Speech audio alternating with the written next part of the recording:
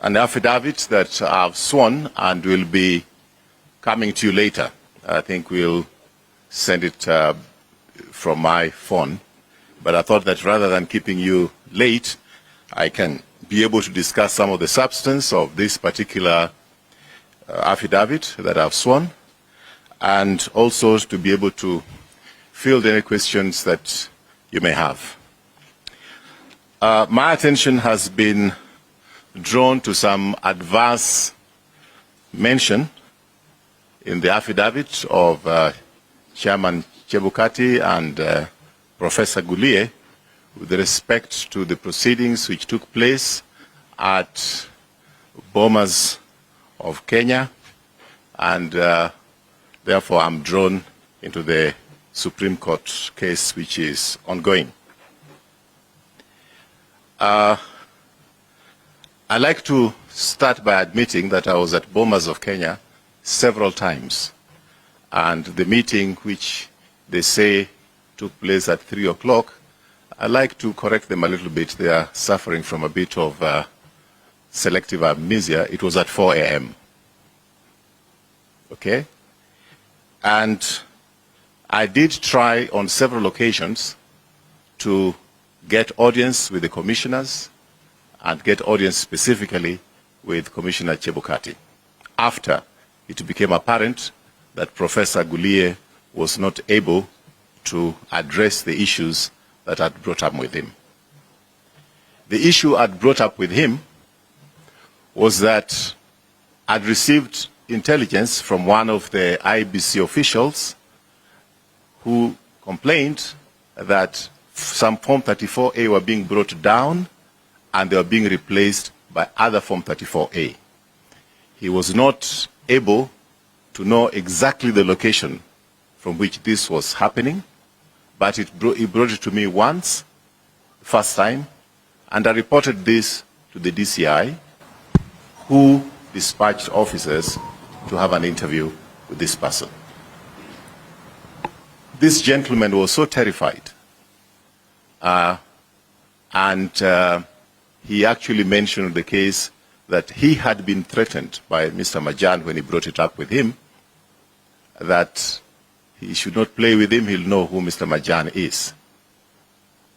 Coming from the memory of Musandu, I've never seen a more scared young man.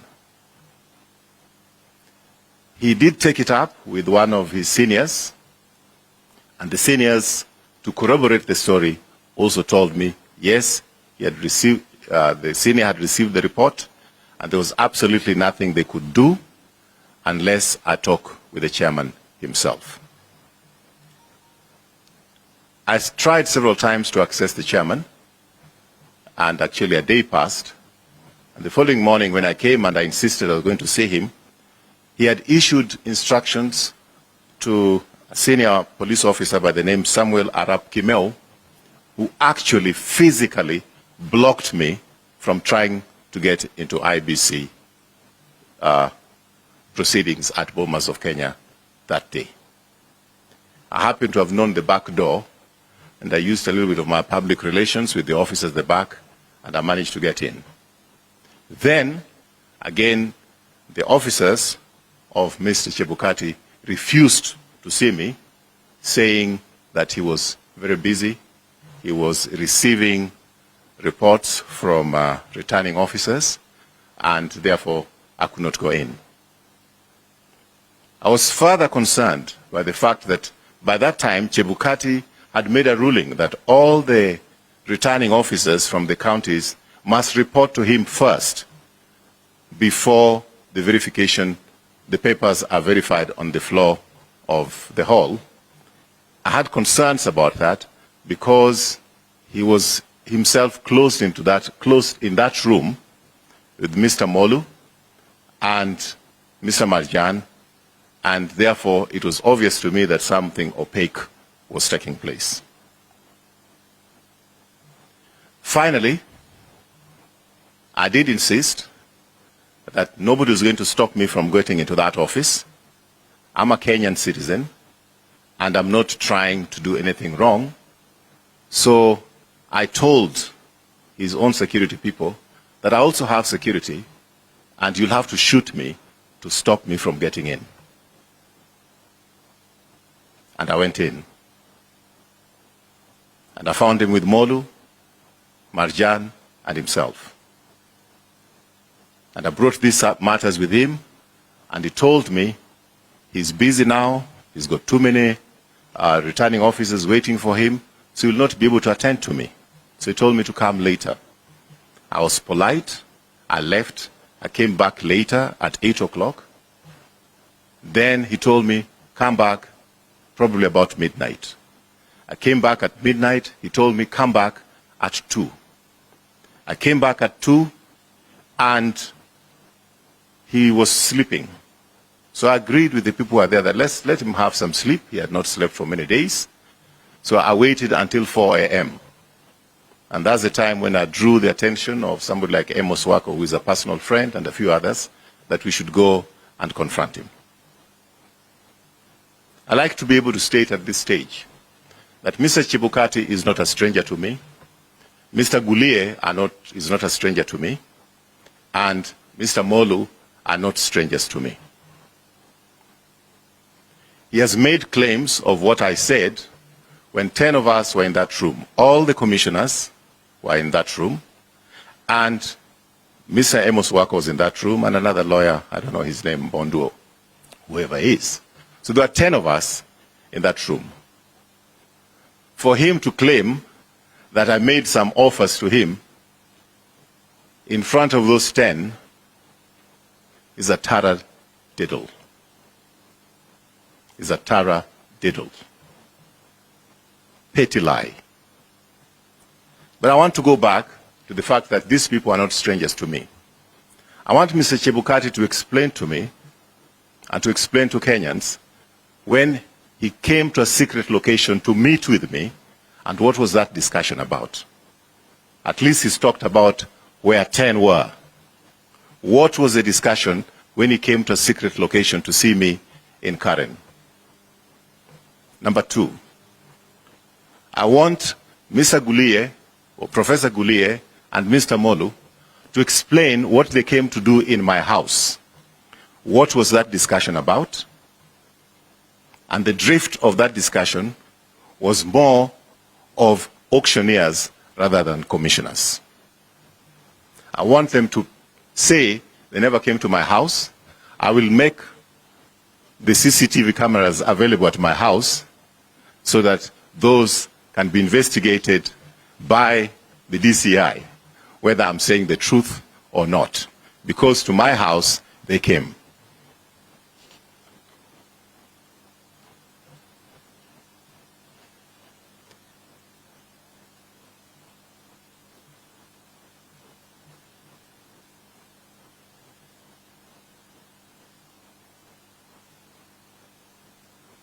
I did give an account to Mr. Gulie that there was a worry that Form 34As were being changed.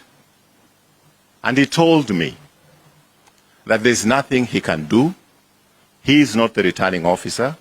Mr. Chebukati is the returning officer. So I should go and talk to Chebukati. Yet he was on the floor when there were all kinds of strange excuses. There were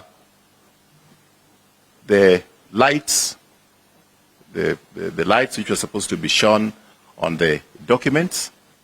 What do you call those lights? Yeah? UV lights. And when our team insisted that we want those UV lights to check the authenticity of those 34As which were arriving, all of a sudden, those UV lights ran out of batteries. And in fact, I did ask an official if I could therefore then bring them batteries so that the UV lights could be used.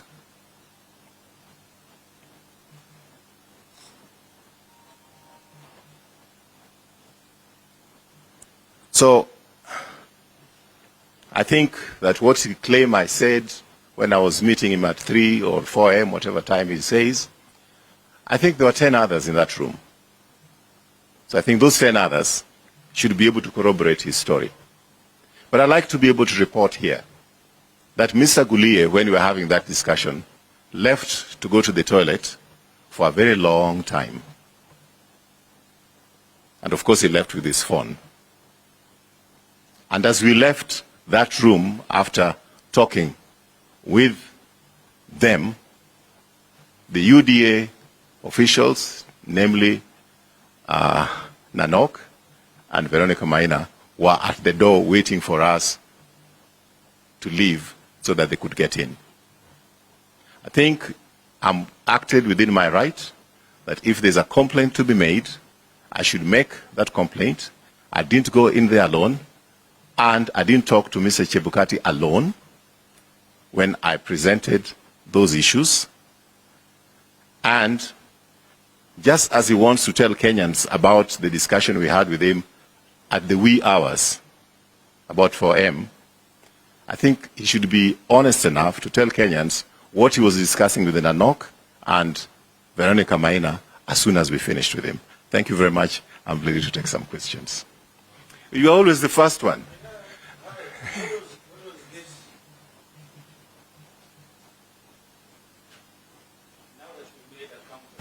This is not Hello. Now that you've made a counterclaim of meeting Chebukati, what was the content of that meeting at that secret location? And two, what were Commissioners Molu and Gulie doing at your house, knowing that these are very key players in an electioneering period? Mr. Gulie and Mr. Molu did request to see me, and they said it was confidential, and I thought my house was the most confidential for them to come during that particular time. So I'm just telling you that they're not strangers to me. During the run-up to these elections, again, I'll be able to put this, if at all, it will not divert the Supreme Court, because I've looked at the replying affidavit of Chebukati to the Supreme Court. I have not seen any substance. I think the only substance is to divert attention by putting in the name of Raphael Tuju and have some, something which is sensational. But they did come to see me, and of course, Gulie did send emissaries to me, 2 of them. I don't want to mention their names, just like I don't want to mention the name of the other person, because I think he's a witness at the Supreme Court. And everybody needs a little bit of protection. I think I do have better security than these 2 individuals, so I don't want to mention their names, but he sent them to me, and he was very, he complained to me that nilikutumia watu bona hukuongea now. So basically they were also coming to ask you for an offer. Well, I just said that from my discussions previously with them, I was dealing more with auctioneers than commissioners. And what was the content of the meeting between you and Chebukati? I would want him to be able to state that himself, since he has stated what we discussed on that Monday, Tuesday night in the public domain. I dare him to stay. Now that you have said, you could actually say it now, that you're the one who's made the counterclaim, that he came to you and met you at a secret location in Kari. Where was this secret location? Because you know that you have businesses in Kari. Is it at one of the businesses? And what could have been the contents of this? And what could have been the contents of this meeting? Was he also auctioning, or even trying to solicit a bribe from your side?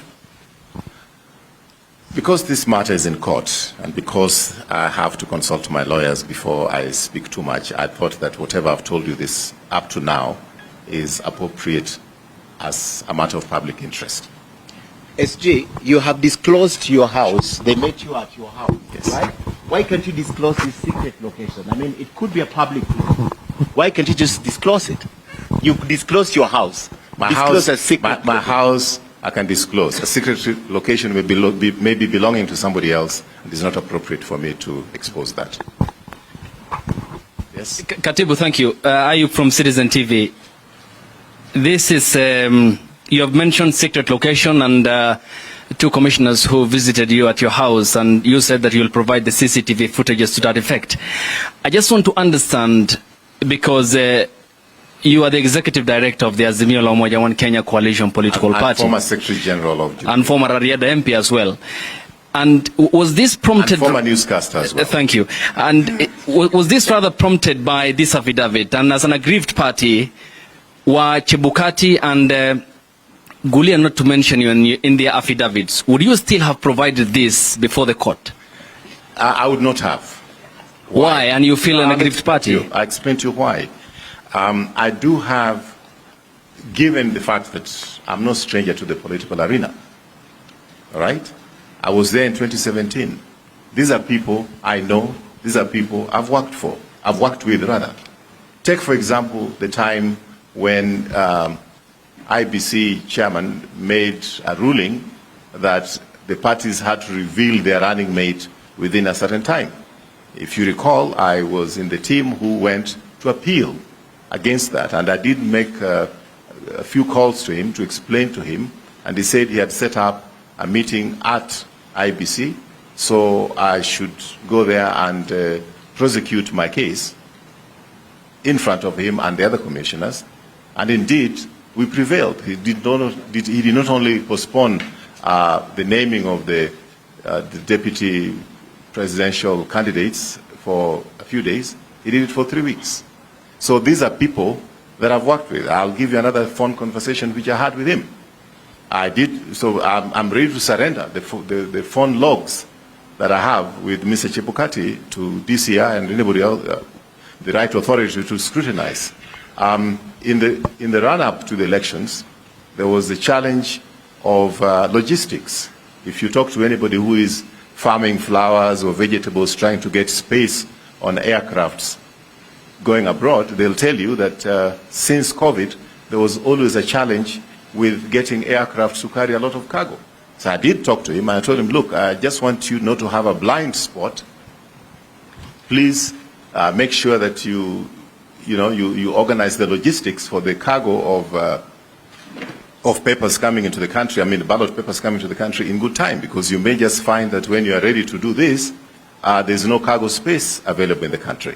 So engagement with the Commission is something that has been part of my job, not only now, but in 2017 as well.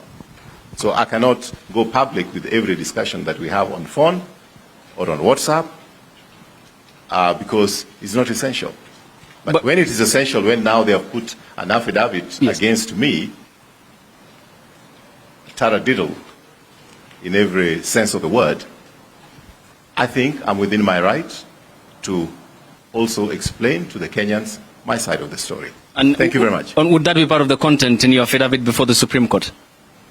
You said you can detail every aspect of it. Has been actually, I'd wanted to share the affidavit with you, but right now my lawyers are working on it, and they were not ready to give it to me so that I could share it with you.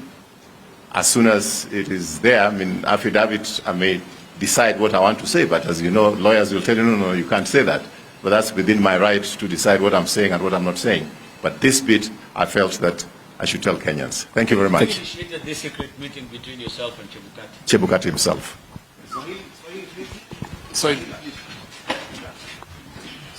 Yeah, who initiated the secret meeting between me and Chebukati? It was Chebukati himself.